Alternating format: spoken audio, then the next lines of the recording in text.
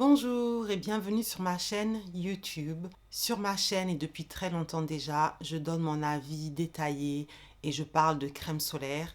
J'ai énormément de vidéos sur plusieurs crèmes solaires et souvent dans la zone commentaire, j'ai des questions de la part de personnes qui souhaiteraient savoir de façon plus spécifique pourquoi, quand et comment j'utilise de la crème solaire.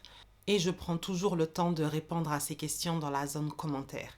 Mais du coup, je me suis dit qu'il était temps de faire une vidéo dédiée sur ce sujet. Sauf qu'avant de faire ça, ça me paraissait plus logique de faire une vidéo dédiée sur les crèmes solaires et sur les peaux noires, étant donné que je suis une femme noire. Dans le monde du skincare anglo-saxon surtout, on entend souvent que toutes les peaux, toutes les carnations doivent utiliser de la crème solaire tous les jours.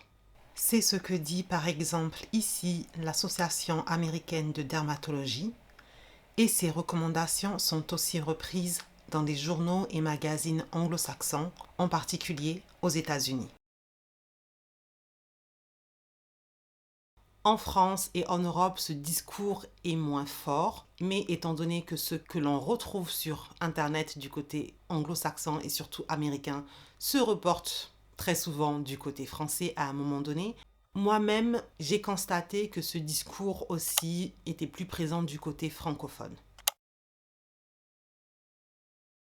Donc, c'est le sujet que je vais aborder dans cette vidéo. Est-ce qu'il est vraiment nécessaire pour des personnes noires, pour les femmes noires, d'utiliser de la crème solaire tous les jours? Et peu importe vos origines, peu importe si vous avez une peau très claire et pas seulement une peau foncée, je suis sûre qu'en regardant cette vidéo, vous apprendrez plusieurs choses intéressantes ainsi que des informations que vous pouvez appliquer à vous-même. Déjà, je vais rappeler que l'intensité du soleil n'est pas une valeur fixe et que l'impact des rayons ultraviolets varie énormément en fonction de plusieurs facteurs, notamment la saison, le moment de la journée, l'environnement, la région du monde dans laquelle on se trouve. Je rappelle également qu'un même niveau d'exposition aux rayons UV n'affecte pas tout le monde de la même manière. Plus une personne possède de mélanine, et aussi selon ses origines, plus sa peau est protégée contre les effets des UV sur la santé, comme le rappelle ici un rapport australien d'experts qui date de 2024.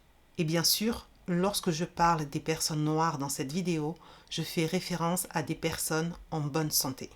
Avant d'avoir ma chaîne YouTube, je tenais un blog et le premier article de mon blog date de 2013 et le sujet était la protection solaire, y compris les crèmes solaires. Sur ma chaîne YouTube, la première vidéo que je peux retrouver où je parle de crème solaire date d'il y a 10 ans, de 2016. Et depuis, comme je l'ai dit dans l'intro, j'ai continué à faire pas mal de vidéos sur ce sujet. Donc, je comprends qu'il y a un intérêt à utiliser de la crème solaire sur les peaux foncées, sur les peaux noires. Maintenant, bien que je comprends cet intérêt depuis très longtemps, il y a quelques années, autour de la période 2016, du côté anglo-saxon, surtout du côté américain, il y a eu pas mal d'articles qui avaient le discours que toutes les peaux, y compris les peaux noires, devaient mettre de la crème solaire et parfois, il était même bien précisé tous les jours. Et le discours était qu'il était important de mettre de la crème solaire pour réduire les risques de cancer de la peau. Parce que bien que les personnes noires sont peu à risque pour les cancers de la peau, lorsque ces cancers de la peau arrivent, le taux de mortalité est plus grand. Lorsque j'ai fait un peu mes recherches, j'ai compris que les titres de ces articles étaient inspirés d'un papier de recherche qui a été publié côté États-Unis en 2016. Et effectivement, dans ce papier de recherche, le sujet était d'essayer de comprendre pourquoi aux États-Unis, les Noirs américains, qui sont peu à risque pour les cancers de la peau, avaient malgré tout un taux de mortalité plus élevé que la population blanche américaine. Sauf que dans ce papier, il n'est pas question de crème solaire. Les enjeux et les questions sont posés à un niveau différent que les articles et les vidéos et les blog posts qui ont suivi. Dans ce papier de recherche, les auteurs se sont concentrés sur le manque d'informations, aussi bien du côté d'un possible patient, qui sont les personnes noires américaines dans ce cas, que du côté des équipes médicales qui, parce qu'elles ne voient que très rarement des cas de cancer de la peau sur les peaux noires, parce que très probablement elles passent très peu de temps à l'université de médecine sur ces cas, eh bien, les équipes médicales peuvent aussi donner un mauvais diagnostic, ce qui fait perdre du temps au patient qui finalement aura un bon diagnostic tard dans l'évolution de ce mélanome. Et ce constat fait dans cette étude en 2016 avait déjà été mentionné en 2004 et on retrouve le même constat dans une étude plus récente de 2022. Et c'est d'ailleurs très intéressant à lire parce que bien que ces études ont été faites aux États-Unis, je pense que le même constat pourrait être trouvé en France s'il y avait des études similaires. D'ailleurs, en éditant cette vidéo, je suis tombée sur cette thèse française datant de 2023 d'un médecin généraliste expliquant qu'une majorité de médecins généralistes ne sont pas à l'aise pour diagnostiquer certains cas de maladies de peau sur les populations noires. Et sa recommandation est aussi une meilleure formation des médecins. Pour ma part, à l'époque, lorsque j'ai lu les articles et les discussions qui découlaient de ces articles et non du papier de recherche, articles qui, je rappelle, étaient centrés sur le port de la crème solaire comme outil de prévention, j'étais assez dubitatif, forcément, parce que je suis noire, en plus d'être française, je suis congolaise, je suis africaine. Et spécifiquement, lorsque l'on parle du Congo, le Congo, c'est un pays qui est en Afrique centrale, au milieu de l'Afrique, et l'Équateur passe au milieu du Congo. Et au cas où vous ne le sauriez pas, mais je pense que la plupart des gens savent que les régions autour de l'Équateur sont les régions sur la planète qui reçoivent le plus haut niveau d'index UV. Et de façon générale, l'Afrique fait partie du continent qui reçoit le plus haut niveau d'ensoleillement et d'index UV. Donc forcément, je n'ai pas besoin d'un papier de recherche pour savoir que l'Afrique, y compris le Congo, ont un taux de cancer de la peau qui est très bas et beaucoup plus bas que les pays du Nord. Alors que l'utilisation de crème solaire y est très rare. À ce niveau de la vidéo, je dois revenir un petit peu sur les bases. Il faut rappeler que lorsque l'on parle de cancer de la peau, on parle de cancer de la peau au pluriel. Il y en a plusieurs. Je vais mettre des exemples sur l'écran et probablement qu'il en manque. Dans les cancers de la peau, il y a deux grandes catégories. Il y a une catégorie que l'on appelle les mélanomes, qui est souvent la catégorie qui est discutée par les dermatologues parce que c'est la catégorie qui est la plus risquée car c'est la catégorie pour laquelle le taux de mortalité est le plus important.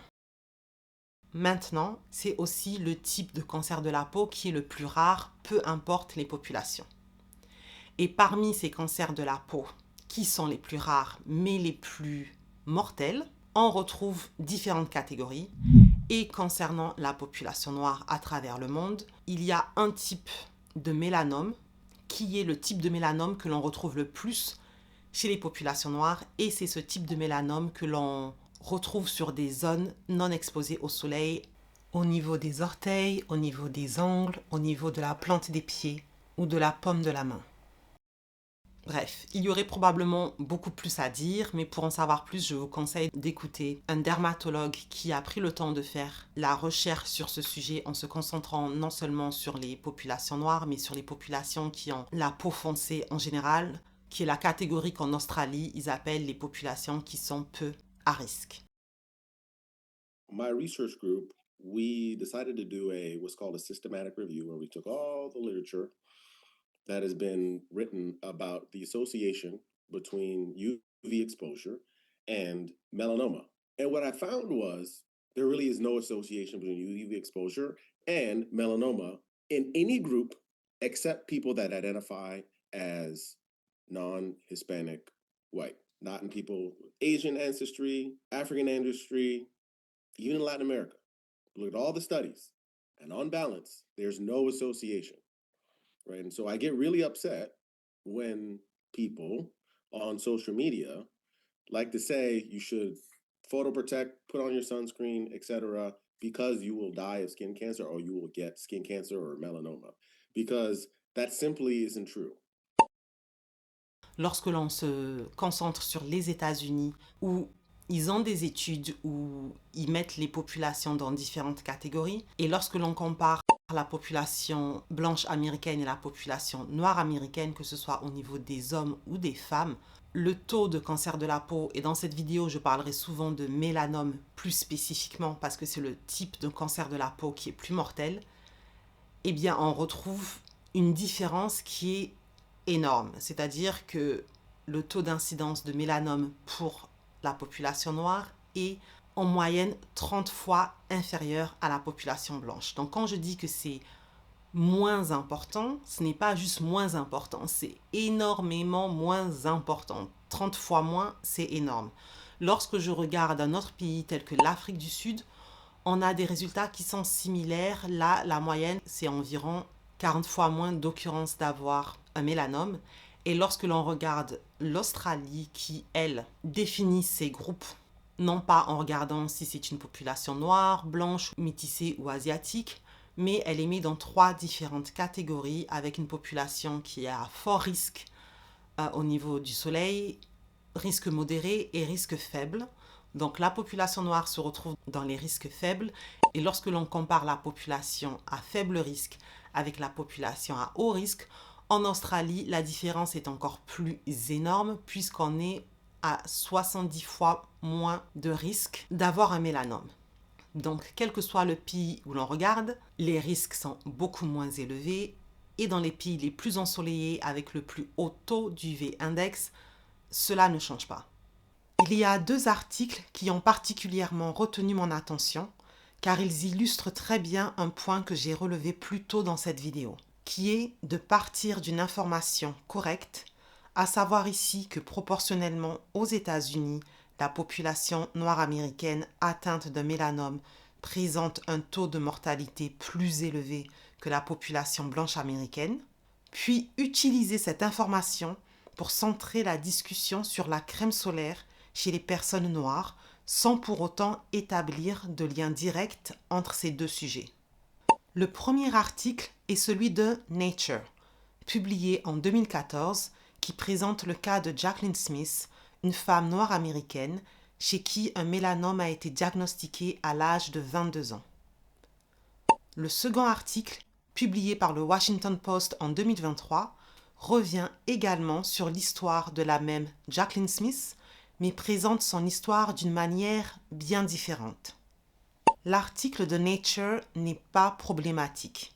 Il explique ce que j'ai déjà évoqué dans cette vidéo, le fait que le mélanome est extrêmement rare chez les personnes noires, mais que lorsqu'il survient, il est souvent diagnostiqué à un stade avancé, ce qui diminue fortement les chances de survie. Cet article souligne également un point essentiel. Chez les personnes noires, les mélanomes apparaissent fréquemment sur des zones du corps peu ou pas exposées au soleil. L'histoire de Jacqueline Smith illustre justement ces difficultés. Au départ, son mélanome a été pris pour une simple infection par son premier médecin. Lorsqu'elle a finalement obtenu le bon diagnostic, le cancer était déjà au stade 3 et sa tumeur se trouvait au niveau de l'entrejambe, donc une zone très rarement exposée au soleil. Un élément important de cet article est que la cause de son mélanome demeure inconnue. L'auteur évoque l'exposition au soleil comme une hypothèse possible, tandis que son chirurgien avance une autre explication envisageable. Au final, aucune cause précise n'a pu être confirmée. L'article rappelle également que les chercheurs ne savent toujours pas quels facteurs sont à l'origine du mélanome chez les personnes noires ou plus largement chez les personnes ayant la peau foncée. L'article du Washington Post publié en 2023 présente toutefois cette histoire sous un angle différent. Cette fois, l'accent est davantage mis sur l'exposition au soleil et sur le port de crème solaire, alors même que l'article de Nature expliquait clairement que l'origine du mélanome de Jacqueline Smith restait inconnue. Par exemple, l'article mentionne qu'elle passait du temps à l'extérieur et qu'elle allait à la plage, mais ces activités sont ordinaires et ne prouvent pas qu'elle ait été particulièrement exposée au soleil. Elle vivait par ailleurs dans le New Jersey, un État qui n'est même pas particulièrement ensoleillé. Présenter ces activités comme une explication possible de son mélanome soulève donc certaines questions. Si une exposition solaire classique expliquait ce type de mélanome chez des jeunes personnes noires, on observerait des taux beaucoup plus élevés dans les populations noires vivant dans les régions du monde où l'indice UV est beaucoup plus intense. Or, ce n'est pas ce que montrent les données disponibles. Cette différence de présentation dans cet article reflète une tendance plus générale dans les discussions sur le mélanome chez les personnes noires américaines. Très souvent, l'accent est placé sur l'utilisation de la crème solaire, alors que les difficultés liées à la reconnaissance des signes du mélanome et au diagnostic occupent une place plus secondaire. Le cancer de la peau est très rare chez les personnes noires, mais il peut tout de même survenir. À l'heure actuelle, on ne comprend toujours pas précisément pourquoi il se développe chez certaines personnes noires ou chez certaines personnes ayant la peau foncée. Et justement, parce qu'on ne s'y attend pas, les premiers signes peuvent être sous-estimés pendant trop longtemps. C'est pourquoi un diagnostic précoce des cancers de la peau est essentiel, notamment pour le mélanome dont le taux de mortalité est plus élevé. Un cas qui est souvent utilisé, c'est le cas de Bob Marley, qui était un homme métis avec un parent noir et un parent blanc et qui est décédé d'un mélanome. Et donc souvent son cas est utilisé pour dire c'est pour ça que la population noire devrait utiliser une crème solaire de la même façon que les autres parce que le risque existe, sauf qu'ils oublient de dire que son mélanome, il l'a eu au niveau de l'orteil et donc l'utilisation d'une crème solaire ne l'aurait pas aidé. D'ailleurs, cette dermato nous le rappelle dans cette vidéo. I'm a board certified dermatologist. Let me explain why. Yes, Bob Marley died of melanoma, but sunscreen would not have made any difference in Bob Marley's situation. Bob Marley had acral lentiginous melanoma, a subtype of melanoma that commonly affects people of color and has not been linked to ultraviolet radiation. It actually presents in non-sun exposed areas of the body like underneath the nails, palms, and soles. Hence, sunscreen would not have made a difference in his case. Le cas de Bob Marley, comme le cas de cette femme utilisée dans les articles, pour moi reste sur la même lignée de ce que l'on peut retrouver dans les études, qui est que les populations noires, bien qu'elles soient à risque très faible d'avoir un cancer de la peau, oui, peuvent avoir des cancers de la peau. Mais ce qui est oublié et ce qui est souvent même très peu mentionné par des dermatos que je peux suivre sur Internet, est le fait que pour tout le monde, pas juste pour les populations noires, pour tout le monde, il est possible d'avoir un cancer de la peau qui n'est pas lié à l'exposition au soleil. Tous les cancers de la peau ne sont pas liés à l'exposition au soleil.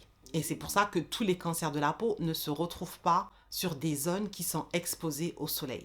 Maintenant, oui, le soleil a une grande incidence sur les cancers de la peau de façon générale, y compris les mélanomes, qui est le sujet sur lequel j'insiste aujourd'hui. Eh bien, dans le cas des populations noires, dans la grande majorité des cas, ces mélanomes se retrouvent dans des zones non exposées au soleil. Ces mélanomes sont des cas de mélanomes qui ne sont pas liés au soleil. Et même pour les autres types de cancers de la peau que l'on peut retrouver à d'autres endroits du corps, il n'y a pas de statistiques, il n'y a pas de suffisamment de cas pour les lier au soleil. Et comme je le disais plus tôt, en utilisant juste mon cerveau, je me dis que si ce lien était là et présent dans notre vie réelle, on le retrouverait dans les populations noires qui sont le plus exposées au soleil. Or, ça n'est pas le cas. J'ai précisé, on parle de cas réels dans le monde réel. Maintenant, si demain, on me dit d'aller m'exposer au soleil toute la journée au Congo, du matin au soir, non-stop, tous les jours, en me disant « T'inquiète, tu n'auras pas de cancer de la peau », est-ce que je vais le faire en me disant que je n'aurai pas de cancer de la peau? Non, parce que on parle de la vie réelle et dans la vie réelle, personne ne s'expose de cette façon. Mais qui peut garantir des résultats en exposant sa peau de cette façon? Parce que quoi qu'il en soit, toute population est à risque pour sa santé s'il y a une exposition trop grande, trop forte au soleil sur une certaine durée. La différence, c'est que selon ses origines, selon sa carnation, ce seuil de tolérance de la peau va être plus ou moins faible. Et comme je le disais plus tôt, je n'ai pas eu besoin de ces études pour arriver à cette conclusion parce que je suis noire, parce que je suis congolaise, je suis africaine et dans notre communauté, on se rend bien compte que le soleil ne nous impacte pas du tout de la même façon que nos amis blancs. Et en même temps, lorsque l'on regarde des populations noires qui vivent dans des pays ensoleillés, et si on se concentre principalement sur l'Afrique, étant donné que les populations noires vivent depuis toujours sur ce continent, ils n'ont pas non plus besoin de ces études pour savoir que oui, leur tolérance est plus élevée, mais que non, ce n'est pas une tolérance qui fait que la peau peut tout supporter lorsqu'il s'agit d'exposition au soleil. Et c'est bien pour ça que dans les pays d'Afrique, y compris au Congo, les gens ont leur propre routine pour ne pas se surexposer au soleil et sans pour autant utiliser de crème solaire. Donc les populations savent le faire et sont conscientes que leur protection au soleil qui vient de leur mélanine n'est pas infaillible. Au final, parce qu'il y a un grand manque d'informations, on se retrouve avec deux camps. Ceux qui pensent que parce qu'ils sont noirs, il est impossible qu'ils aient un cancer de la peau, et ceux qui pensent qu'en utilisant de la crème solaire, ils vont diminuer leur risque d'avoir un cancer de la peau. Alors qu'au final, le camp correctement informé sait que les cancers de la peau chez les noirs, oui, sont très très rares, mais ils existent tout de même et la meilleure des préventions est de s'examiner la peau, y compris les ongles, les orteils, la plante des pieds, la paume de la main et de contacter son dermatologue lorsqu'il y a des changements inhabituels. Le but de cette vidéo est vraiment de se concentrer sur la question: est-il besoin ou est-il nécessaire d'utiliser de la crème solaire tous les jours pour les populations noires? Et j'insiste sur les mots nécessaire ou besoin parce que pour ma part, lorsque l'on utilise ces mots qui sont assez forts, au niveau de la crème solaire, je ne mets dans cette catégorie que la partie santé. Parce que pour ma part, même si l'esthétique c'est important, on ne peut pas le mettre au même niveau que la santé. Au niveau de la santé, les cancers de la peau ne sont pas les seuls effets négatifs que le soleil peut apporter sur la santé. Et ce qui est le plus courant, ce sont les coups de soleil. Et les coups de soleil, tout le monde peut en avoir, peu importe notre carnation. Sauf que là aussi, lorsqu'on a la peau foncée, lorsque l'on est noir, notre niveau de mélanine nous protège énormément, ce qui fait que le seuil de tolérance que notre peau va avoir avant d'avoir un coup de soleil est très grand, mais ça n'est pas impossible. Je suis sûre que si je fais une étude et que je demande à 1000 personnes qui sont noires ou qui ont la peau très foncée, si elles ont déjà eu un coup de soleil dans leur vie, la plupart vont dire non. Mais dans ce groupe, il y aura aussi une catégorie qui en auront déjà eu.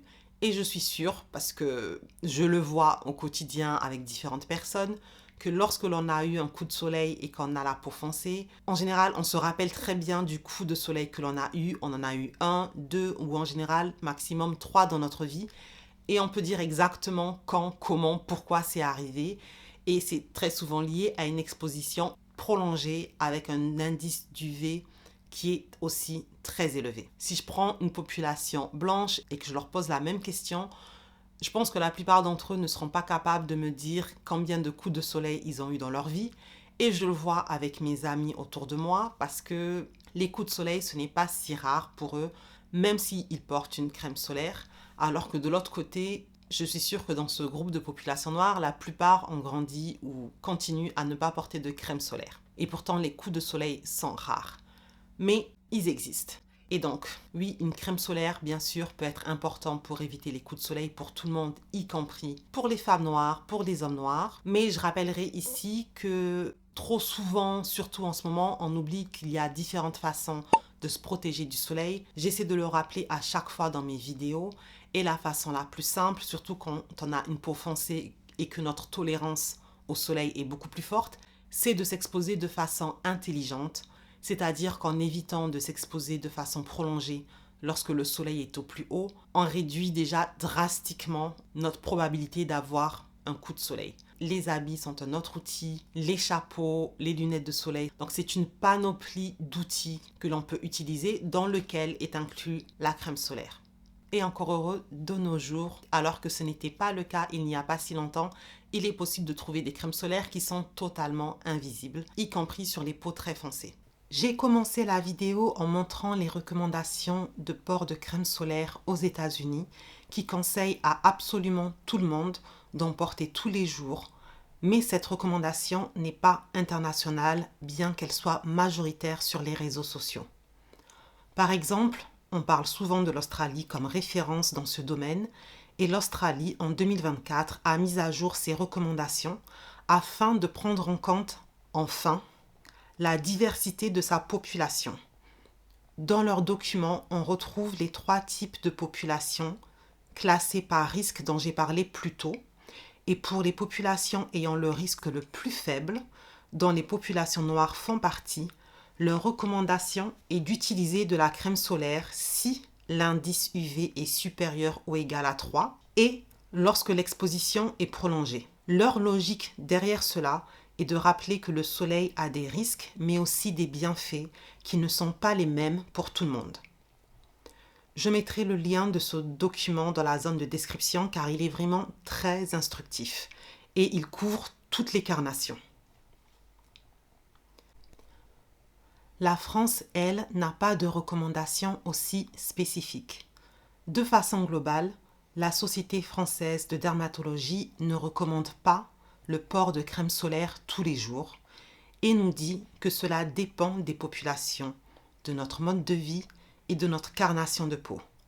Leur recommandation générale est le port de crème solaire lorsque l'indice UV est supérieur ou égal à 5. Au niveau de la santé, l'autre élément qui est important, c'est la vitamine D.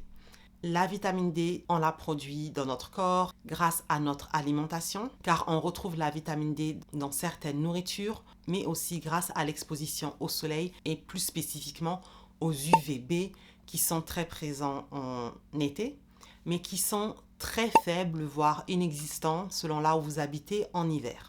Il y a toujours des débats que l'on peut retrouver sur Internet sur le fait que la crème solaire pourrait diminuer notre production de vitamine D, étant donné qu'elle nous protège des UVB du soleil qui sont nécessaires pour synthétiser la vitamine D.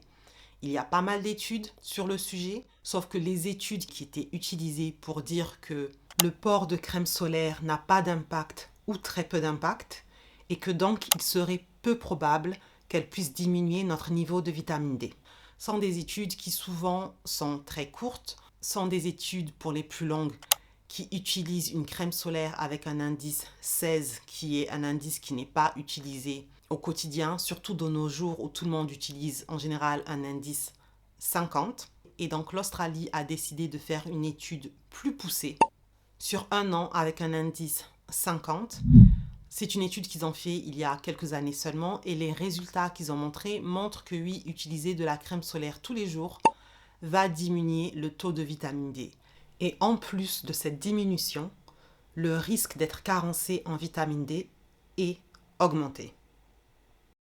Et il faut rappeler que c'est une étude qui est faite en Australie où l'indice UV en général, que ce soit en hiver ou en été, sera plus fort qu'un indice UV en hiver ou en été en Europe. De plus, dans cette étude, ils n'ont pas inclus des personnes qui ont la peau foncée, ils se sont concentrés sur des personnes au teint clair et au teint olive.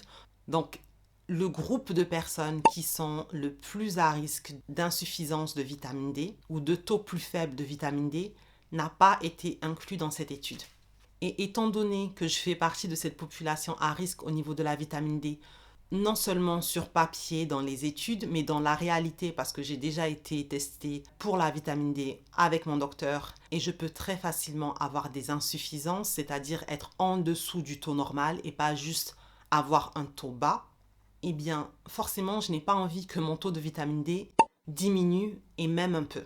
Donc pour ma part, avoir ces informations m'aide à prendre une décision éclairée sur mon port de crème solaire au quotidien. On peut aussi maintenir un taux de vitamine D avec des compléments alimentaires. Certains préfèrent faire ça que de s'exposer sans crème solaire et c'est leur choix. Mais quel que soit votre choix par rapport à la façon dont vous souhaitez vous exposer avec ou sans crème solaire, il est important de connaître cette information concernant la vitamine D. Parce que même sans crème solaire, dans des pays européens ou aux États-Unis ou au Canada, l'hiver est très long. Et l'hiver vient avec un taux d'UVB qui est très faible. Donc même si vous faites un stock de vitamine B en été, en hiver, le taux d'UVB est tellement bas et notre mélanine est toujours là pour nous protéger contre les UVB, ce qui fait que synthétiser de la vitamine D en hiver lorsque l'on a une peau foncé, c'est encore plus compliqué. De plus, et là je vais parler d'études qui sont assez nouvelles, qui ne sont pas beaucoup discutées, mais je pense que ça peut être important, surtout pour les femmes noires. Et c'est le fait que j'ai vu quelques études qui parlent d'un lien entre un taux faible de vitamine D et un taux faible de fer. En général, les femmes, peu importe leurs origines, ont un taux de fer qui est plus faible, mais lorsque l'on parle avec des médecins qui testent leurs patientes au quotidien, ils voient un taux de fer qui est encore plus faible chez les femmes noires. Et maintenant, on a ces études qui font un lien avec le taux de vitamine D et le fer. Donc, c'est quelque chose qui, pour moi, il faut garder en tête. Donc, il est important de se faire tester et de prendre des suppléments si nécessaire, particulièrement en hiver. Avant de terminer, je vous ai préparé une fiche récapitulative qui reprend les points les plus importants que j'ai abordés dans cette vidéo. Et dans la zone description, j'ai également ajouté plusieurs liens pour vous permettre d'approfondir les différents sujets que j'ai abordés par vous-même si vous le souhaitez. Si cette vidéo vous a apporté des informations intéressantes, n'hésitez surtout pas à la partager autour de vous. Cette vidéo m'a demandé beaucoup de temps et de travail, alors j'espère sincèrement qu'elle vous sera utile. Si vous avez des questions, comme d'habitude, n'hésitez pas à les laisser dans la zone commentaires. Merci beaucoup d'avoir regardé cette vidéo jusqu'au bout et on se retrouve très bientôt dans la prochaine. Bye bye!